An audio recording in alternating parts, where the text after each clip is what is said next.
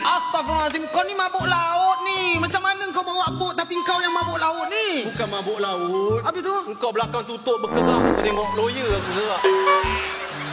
Ni lah. Aduh. Kecoh. Ini apa benda? Apa benda kau buat ni? Ini apa benda ni? Aku mancing lah. Siapa suruh kau mancing? Kau tak bagi tahu. Jangan diseksa hidupan laut ni. Bagilah ikan ni peluang hidup. Kau yang bawa kami datang sini. Kau cakap nak bersia-sia. Aku cintakan ikan. Dah dapat. Dalam cintakan ikan dapat tadi. Cepat ambil tangguh. Cepat, besar ni, besar. Kenapa kau putus kau pancing dia? Besar tu. Besar tu entah mak ikan. Anak-anak dia cari mak dia tak ada nanti.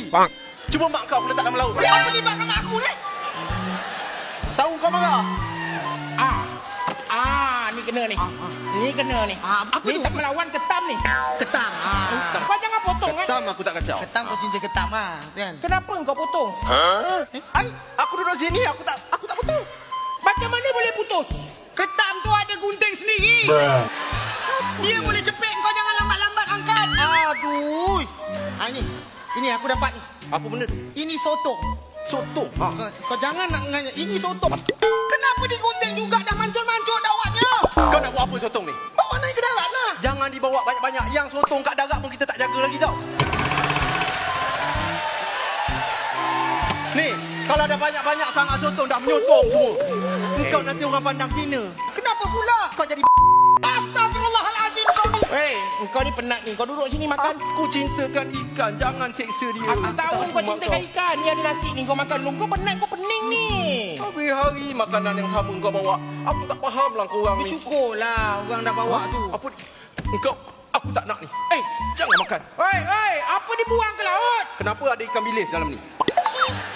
Itu memang nasi lemak ikan bilis. Memang ada ikan bilis lah.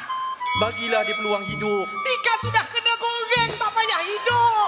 Mana tahu 4-5 tahun dia boleh jadi besar sihat macam jerung. Tak ada jadi ikan jerung. Dia ikan bilis besar itu aja. Kau ni kenapa?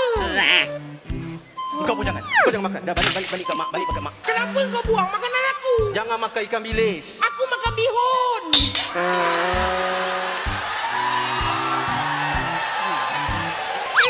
Ini kuih pau. Kuih pau ni dalam ni inti kaya. Kaya ni datang dari kelapa. Yang makan kelapa monyet. Faham monyet? Faham. Pandai. Kau duduk. Aku tak boleh. Aku sayang ikan. Kau duduk. Ni sekarang ni kita relax. Dah mancing pun tak boleh apa semua. Kita dengarkan lagu. Kau pasangkan lagu ni ha.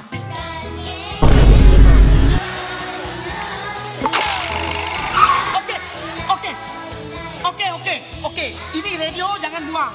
Kenapa lagu ikan? Ya, stop. Tukar lagu lain Okeylah sikit.